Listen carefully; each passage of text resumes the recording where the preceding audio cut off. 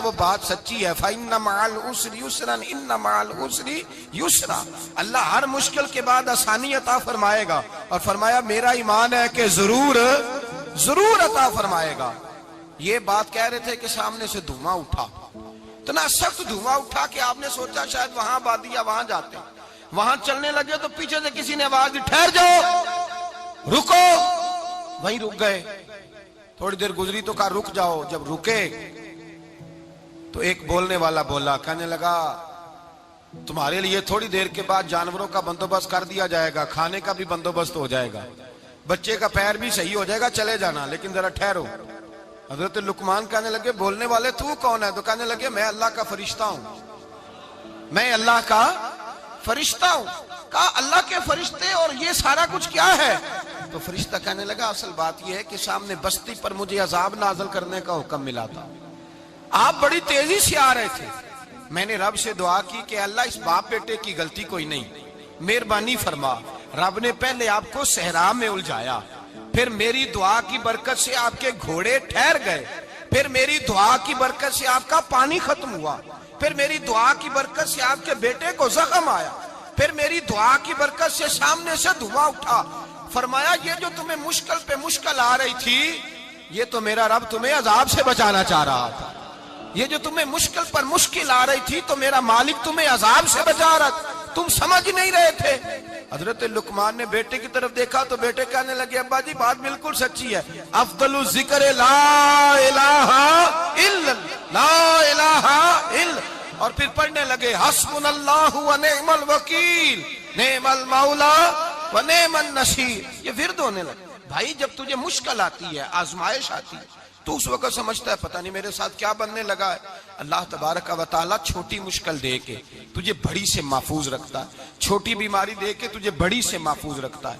بلکہ میں ایک دفعہ ایک تکلیف میں, ایک آزمائش میں مبتلا ہو گیا, تو میں نے اپنے حضرت سے کہا کہ حضور سارے دکھ کٹھے ہی آ گئے, کیا کیا جائے؟ تو آپ فرمانے لگے بڑے خوش نصیب ہو, جوانی میں اللہ نے دکھ دے دیے, بڑھاپے میں آئے تو برداشت نہیں ہوتے. یہ تو بڑے وقت پہ آ گئے, شکر ادا کرنا چاہیے. اس زمانے میں برداشت نہیں ہوتے, اب آسانی ہے, ان کو برداشت کرو, ہمت کرو. میرے بھائی یاد رکھیں, آزمائشیں تکلیفیں آپ کو بڑا کرنے کے لیے آتی ہیں. ہم آزمائش کو برا جانتے ہیں, دکھ کو برا جانتے ہیں. دکھ تو بڑے پیارے ہوتے ہیں, یہ رونے کا سلیقہ سکھاتے ہیں, یہ اللہ کو منانے کا طریقہ سکھاتے ہیں, یہ مسجد میں جانے کا. وہ جو سکھی بندہ ہے نا, سکھی, مجھے ایک صاحب کہنے لگے دو قسم کے لوگ مدینے سے آتے, مدینہ شریف پوچھنے لگے, کہنے لگے حضرت جی دو قسم کے بندے ہیں, کچھ واپس جاتے ہوئے تڑپ رہے ہیں, کچھ تصویریں کھینچ رہے ہیں رخصتی کے وقت, فرق کیا ہے؟ تو میں نے کہا وہ جو تصویریں کھینچ رہا ہے وہ امیر آدمی ہے, اسے پتا ہے کہ میں پھر ٹکٹ لے لوں گا, مہینے کے بعد پھر آ جاؤں گا. اور یہ مدینہ چھوڑتے ہوئے تڑپ رہا ہے, یہ کوئی غریب ہے, یہ کہہ رہا ہے پتہ نہیں دوبارہ موقع ملے کہ نہ ملے. یہ دکھی ہے, یہ آزمائش میں دکھی. سکھی بندہ تو مکے جا کے نہیں روتا, وہاں بھی کھڑا ہے, ڈٹ کے کھڑا. دکھی کوئی نہیں تو روئے کیسے, روئے کیسے؟ دکھیے دی گل دکھیا ہی جانے, دکھیے دی گل. کیا خوبصورت لفظ ہے میاں صاحب کی, اور لفظوں میں حسن دیکھے. کہنے لگے دکھیے دی گل اے دکھیا ہی جانے, تے سکھیے نو کی خبراں, تے یار جنہاں دے موت نے مارے روندے نہیں تک تک قبراں. یہ مشکل مرحلہ ہوتا ہے, جب انسان تکلیف میں ہوتا ہے پھر اسے احساس ہوتا ہے. اور تکلیف والے کو ہی تکلیف والے کی تکلیف کا احساس ہوتا ہے. جب آپ کو اللہ مشکل دیتا ہے تو سمجھ لیں رب آسانی دینا چاہ رہا ہے. جب تیز دھوپ آتی ہے تو سمجھ لیں اللہ گرم ہوا گزار کے ٹھنڈی بارش برسانا چاہ رہا ہے. اور جب چاروں طرف سے گھٹن ہو, پنجابی میں کہتے ہیں گما لگ جائے, تو پھر سارے بول کے کہتے ہیں اب جو طوفان آئے گا وہ سخت ہی آئے گا. اس لیے کہ گھٹن جتنی زیادہ ہوتی ہے پھر فضل بھی اتنا. جن لوگوں نے تکلیفیں زیادہ سہی تھی رب نے عزتیں بھی زیادہ ہی عطا فرمائی. جن لوگوں نے تکلیفیں زیادہ سہی نا انہیں اللہ نے درجہ بھی. حضرت بلال حبشی نے بڑی تکلیف سہی, مارا کرتا تھا امیہ, بڑا مارتے تھے, اتنا مارتے تھے کہ موٹے, آپ نے کبھی دیکھے ہیں دیہاتوں میں موٹے موٹے پائے ہوتے تھے چار پائیوں کے, موٹے موٹے بان کی چار پائیاں اور بڑی چار پائیاں کافر بچھا کے بیٹھ جاتے, اور حضرت بلال حبشی کے پیر ان کے نیچے رکھ دیتے, ہاتھ ان کے نیچے رکھ دیتے, آگ لوہا گرم کر کے اس کے اوپر ننگے بدن لٹا دیتے, مکے نے بڑی آزمائشیں دیکھی، پھر اسی مکے نے مدینے نے عجیب رنگ دیکھا کہ میرے نبی معراج سے واپس آئے اور حضور نے عظمت دی، فرمایا بلال یار تیرا بڑا مقام ہے، تو مدینے میں چل رہا تھا اور میں جنت میں تیرے قدموں کی آواز سن رہا تھا، کتنا تیرا مقام ہے، کتنا تیرا درجہ ہے، میں وہاں تیرے چلنے کی آواز سن رہا تھا۔ حضرت ابو بکر صدیق رضی اللہ تعالیٰ عنہ نے اس زمانے میں حضور کی نوکری کی جب دوسرا جانثار کوئی نہیں تھا، سارے لوگ تانے دیتے، کہتے ابو بکر تو اکیلا ہی سیانا ہے، سارا مکہ مخالفت کرتا ہے، تو جان ہی نہیں چھوڑتا، سارا زمانہ مخالفت کرتا۔ ابو بکر صدیق نے مال بھی دیا، جان بھی دی، شہزادی حضرت عائشہ بھی دی حضور کی خدمت میں، ہر چیز لٹا دی۔ دنیا کو پتا اس دن چلا جس دن میرے رسول پاک صلی اللہ علیہ وسلم مسجد نبی میں بیٹھے تھے، درجنوں صحابہ تھے، حضور نے فرمایا ابو دردہ کو تو بلاؤ۔ جناب ابو دردہ حاضر ہوئے تو کہتے ہیں حضور کا چہرہ دیکھا تو ناراضگی ہے چہرے پہ، میں نے دیکھتے ہی کہا حضور آپ مجھ سے ناراض ہیں؟ حضور نے فرمایا ہاں میں ناراض ہوں۔ جب یہ لفظ کہے تو میں کانپنے لگا، حضور ناراض ہو گئے؟ میں نے کہا یا رسول اللہ میری غلطی۔ تو نبی پاک نے فرمایا تو میرے ابو بکر کی عظمت نہیں جانتا؟ حضور جانتا ہوں۔ حضور کیا ہوا؟ نبی پاک نے فرمایا کل تو گلی میں گزر رہا تھا، ابو بکر بھی گزر رہا تھا، تو نے سوچا ہی نہیں تو میرے ابو بکر کے آگے آگے چل رہا تھا، یہ خیال ہی نہیں آیا، تجھے پتا نہیں کہ جس نے میرے ساتھ نیکی کی میں نے بدلہ چکا دیا ہے، ابو بکر کا بازو تھام کے اللہ کی بارگاہ میں لے جاؤں گا، میرا رب بھی اسے بدلے عطا فرمائے گا۔ یہ عظمت، یہ شان، یہ بلندی اور رفعت مشکلات سے گزرنے کے بعد ملی۔ میرے نبی پاک صلی اللہ تعالی علیہ وسلم کے ساتھ مولا کائنات شیر خدا حضرت علی نے 9 سال کی عمر سے وفات شروع کی اور تا دم آخری حضرت علی نے وفا کی مصطفیٰ سے، کٹھن مراحل سے گزرے، کٹھن مراحل سے۔ حضرت علی کہتے ہیں میں ہر جنگ میں ہر جہاد میں ساتھ تھا، پر جس دن مکے اور مدینے سے آنے والوں کو حضور بھائی بھائی بنا رہے تھے، مہاجر اور انصار کو بھائی بھائی بنا رہے تھے، فرماتے ہیں میں تنہا کھڑا تھا، کوئی کسی کا بھائی بن گیا، کوئی کسی کا بھائی بن گیا، میں اکیلا کھڑا تھا اور میں سوچ رہا تھا کہ یار میں کدھر جاؤں۔ کہتے ہیں میں اس حد تک آیا کہ میرے آنسو بہنے لگے، لیکن میری مشکلات کو آسانی تب ملی جب مدینے کے چاند دھیرے سے اٹھے، میرے قریب آئے، میرا بازو تھاما اور فرمایا علی باقی سارے بھائی بھائی بن گئے ہیں، انت اخی فی الدنیا والآخرہ، تو میرا بھائی ہے، دنیا میں بھی میرا بھائی ہے، قیامت کے دن بھی میرا بھائی ہے۔ حضور نے اعزاز دیا اور غدیر خم کے موقع پر حضرت علی کا بازو تھام کے کھڑا کر کے حضور نے فرمایا من کنت مولا ہوں فہذا علی مولا، فرمایا جس کا میں مولا ہوں اس کے علی بھی مولا ہے۔ محبوب پاک سید عالم صلی اللہ علیہ وسلم نے جن لوگوں نے مشکلات برداشت کی پھر ان کو اعزاز ملا، ان کو درجے ملے، ان کے لیے جو آسانی۔ حضرت عثمان غنی نے صحابہ میں سب سے زیادہ مظلومیت کاٹی، سب سے زیادہ مظلومیت، 40 دن پانی بند رہا، کھانا بند رہا، تکلیف اور آزمائش کا وقت ہوا۔ امام جلال الدین سیوطی رحمت اللہ تعالیٰ علیہ الحاویل الفتاوی میں لکھتے ہیں، کہتے ہیں جب حضرت عثمان غنی پر کھانا اور پانی بند تھا، ایک شام حضرت عبداللہ بن سلام ملنے گئے، اس شام، اس صبح جس شام حضرت سیدنا عثمان غنی شہید ہوئے، جناب عبداللہ ابن سلام کہنے لگے عثمان تیرا کیا حال ہے، کس پوزیشن میں ہے؟ کہتے ہیں جناب عثمان غنی کہنے لگے عبداللہ آج میں بڑا سکھ میں ہوں۔ کہا 40 دن بیت گئے، کھانا نہیں آیا، پانی نہیں آیا، تو آج کیوں سکھی ہو؟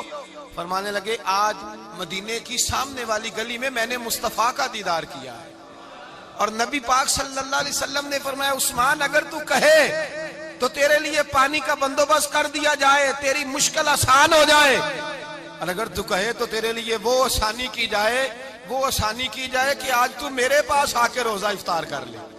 تو حضرت عثمان غنی کہنے لگے میں نے مصطفیٰ سے عرض کیا حضور مجھے یہاں کا شوق نہیں چاہیے، مجھے وہ آسانی چاہیے جو آپ کے پاس افطار سے ملے گی۔ فرمانے لگے آج میں رخصت ہو جاؤں گا، افطار رسول اللہ کے پاس کروں گا۔ حضرت عبداللہ ابن سلام فرماتے ہیں پھر اس شام حضرت عثمان شہید ہو گئے۔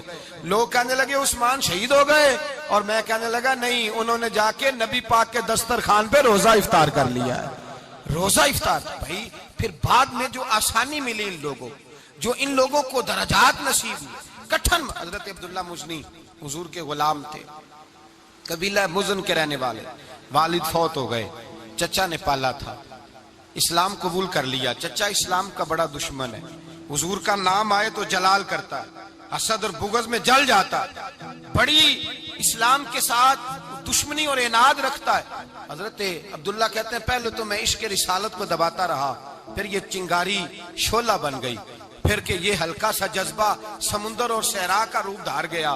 فرماتے ہیں ماں تھی اور میں تھا، میں گیا جا کے چچا سے کہا میں نہیں رہ سکتا۔ کہاں جائے گا؟ تو میں نے دھیمے لہجے میں کہا میں مدینے جاؤں گا، اب میں رسول اللہ کے مدینے جاؤں گا، اب میرا گزارا نہیں ہوتا، اب میں جاؤں گا۔ کہتے ہیں چچا کہنے لگا اچھا تو وہاں جائے گا؟ تجھے میں نے پالا، میں نے پوسا، وہ مکان میں نے تجھے بنا کے دیا، تیری جیب میں جو پیسے ہیں میرے دیے ہوئے ہیں۔ کہتے ہیں میں نے کہا چچا میں سارا کچھ سوچ کے آیا ہوں، مکان بھی تو رکھ لے، پیسے بھی رکھ لے۔ کہتے ہیں اس نے ہر چیز رکھوا لی۔ جب پلٹنے لگا تو چچا کہنے لگا جو کپڑے تو نے پہنے ہیں یہ بھی میں نے خرید کے دیے تھے۔ حضرت عبداللہ فرماتے ہیں میں نے وہ کپڑے بھی اتار کے دیے۔ برہنہ حالت میں ماں کے پاس گیا اور میں نے کہا اماں میں پہلے بھی تو ننگا پیدا ہوا تھا، تو نے ہی کپڑے پہنائے تھے، میرا پھر بدن ننگا ہو گیا ہے، کپڑے دے دے۔ کہتے ہیں 2 بیویوں والے کپڑے اماں نے دیے، ایک میں نے تامت باندھ لی، دوسرا اوڑھ لیا اور مدینے پہنچا۔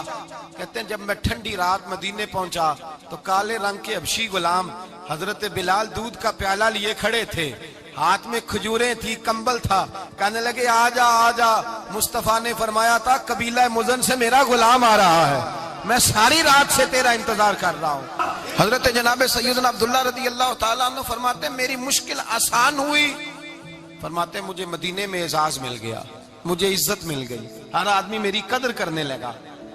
گویا بزرگ کہتے ہیں کہ حضرت عبداللہ دعا کرنے لگے کہ اے اللہ تو نے مجھے بڑی شان دی ہے مصطفیٰ کی گود میں، اگر اسی رحمت کے چھاؤں میں پردہ کر جاؤں تو میری بات بن جائے گی۔ حضرت عبداللہ کا وصال بھی رسول اللہ کی گود میں ہی ہو گیا۔ گود میں نہ کوئی رشتہ دار، نہ کوئی تعلق دار، نہ کوئی ہمسایا اپنا، نہ کوئی چچا، نہ کوئی ماموں، شہر میں تنہا اسی کسے دے کچھ نہیں جے لگ دے تے نہ کوئی ساڈا دردی، تنہائی۔ جنازہ اٹھا تو اٹھانے والے کون ہیں؟ ابو بکر صدیق، فاروق اعظم، عثمان غنی، مولا علی، حسنین کریمین جنازے میں شامل۔ میرے رسول پاک صلی اللہ علیہ وسلم نے جنازہ پڑھایا، دیکھو مشکل کاٹی تھی تو آسانی کا رنگ دیکھو، آسانی کا انداز دیکھو۔ حضرت سیدنا ابو دردہ رضی اللہ تعالیٰ عنہ ارشاد فرماتے ہیں مدینے میں رواج تھا کہ جب قبر میں اتارنے لگتے تھے تو قریبی رشتہ دار اتارا کرتے تھے، اور عبداللہ کا تو رشتہ دار ہی کوئی نہیں تھا مدینے میں، کون اتارے؟ فرمایا جب قبر میں اترنے لگے تو حضرت ابو بکر صدیق اور حضرت عمر فاروق اتر گئے کہ ہم قبر میں اتارتے ہیں۔ رسول اللہ نے فرمایا تم باہر نکلو، تم کیوں قبر میں گئے ہو، باہر آؤ۔ کہتے ہم باہر آئے تو اللہ کے رسول اندر گئے۔ فرمایا کون کہتا ہے اس کا کوئی نہیں، میں جو موجود ہوں۔ کون کہتا ہے کوئی نہیں؟ فرمایا رکھو میرے ہاتھوں پہ۔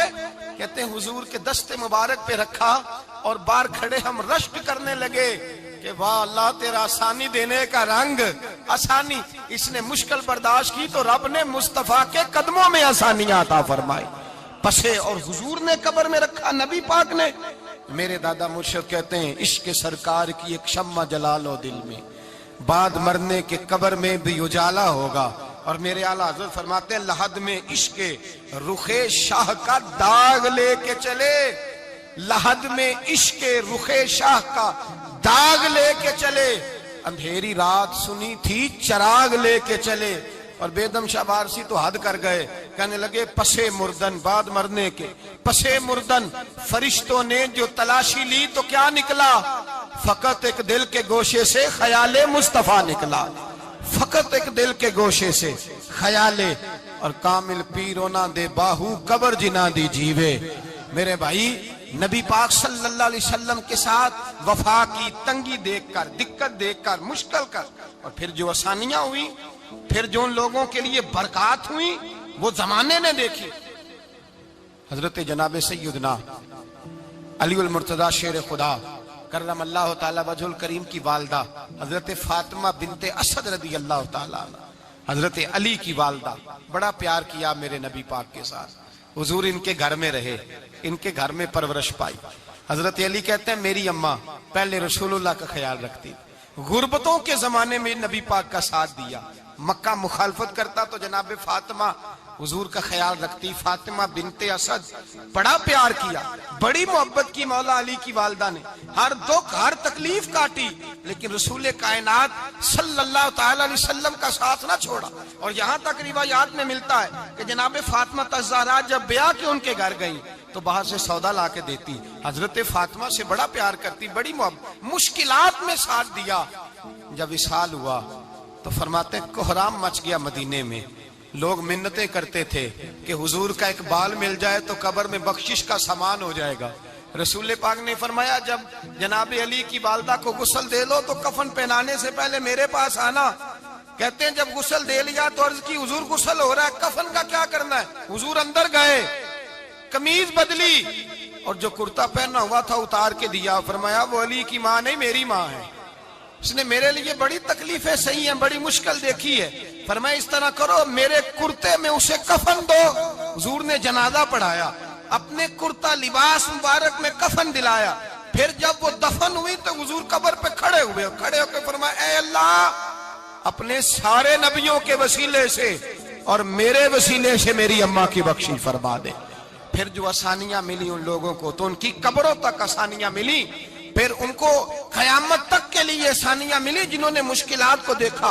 और भाई जो सोए रहे, जो आराम करते रहे, जिन्होंने मुनासिब ही न समझा कोई कठिन मरहला तय करना, जिन्होंने कहा ना ना ना ना हम तो सुख के साथी हैं, हम तो सुकून के साथी हैं, भाई हम तो सलूट के साथी हैं, जब मौजें लगेंगी तो दौड़ के पहुंचेंगे, कहेंगे हमारा भी तल्लक बनता है, हमारी भी रिश्तेदारी होती है, हमारे भी राब्ते होते हैं, फिर दौड़ करके पहुंचेंगे। असल साथी वो होता है जो दुख का साथी होता है, आजमाइश का साथ, मुश्किलात तुझे ऊंचा उड़ाती। हजरत सलमान फारसी कहते हैं मैं नबी पाक की तलाश में निकला था, हुजूर की तलाश में निकला और मैंने कई साल हुजूर को ढूंढा, कभी एक दरवाजे, कभी एक दरवाजे, कभी दूसरे दरवाजे, कभी तीसरे दरवाजे।